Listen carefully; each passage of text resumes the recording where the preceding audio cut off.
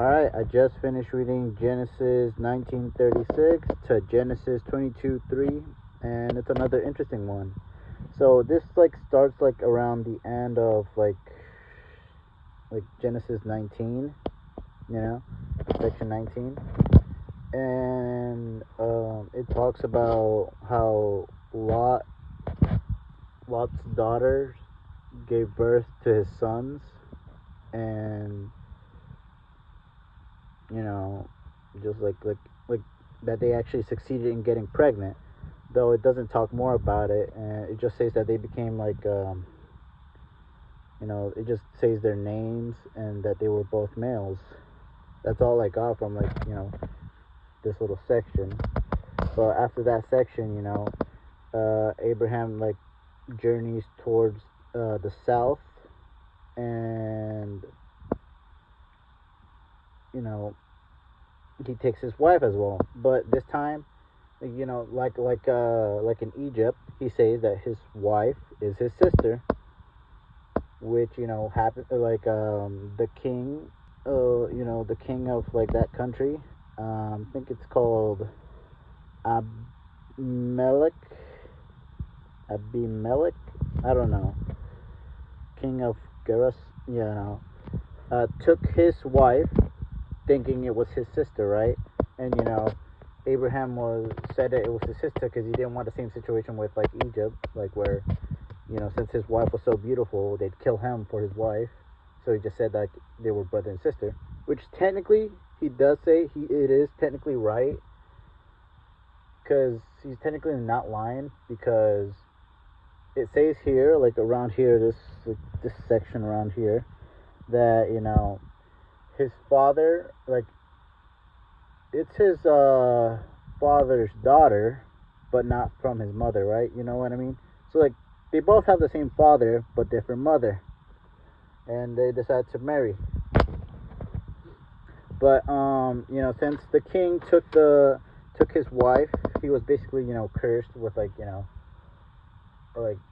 he was basically gonna die if he didn't return her. Luckily, he didn't do nothing to her, and God came to him in a dream and warned him that if he does not return Sarah, and because by him taking Sarah, who's a married woman, he just basically doomed his whole country, which he tells his servants later in the morning, because God told him about it, and if he makes it up to Abraham is like a prophet, and he will pray for his country, or empire, whatever you want to call it, his kingdom.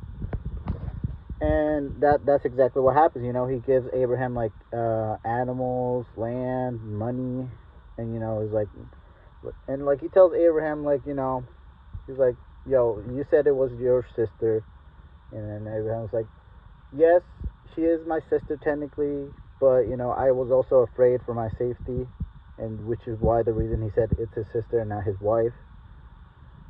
And eventually they solved it by the king giving Abraham animals, servants, money, and all this stuff, and Abraham prayed for him, and all the servants and people that lived there, they were able to give birth again, because the moment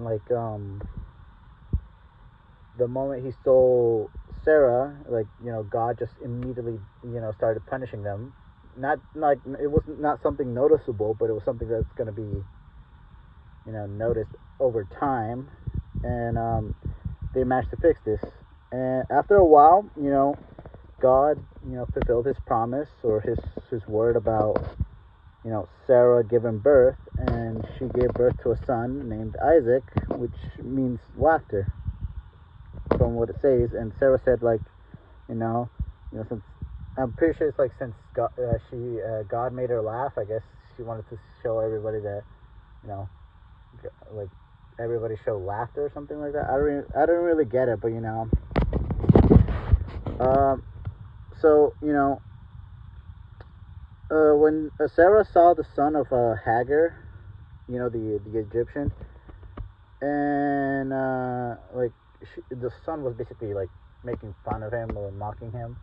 Sarah didn't like that, so she told Abraham to like kick them out because she wanted like Isaac to be like like the only biological son to inherit anything, right?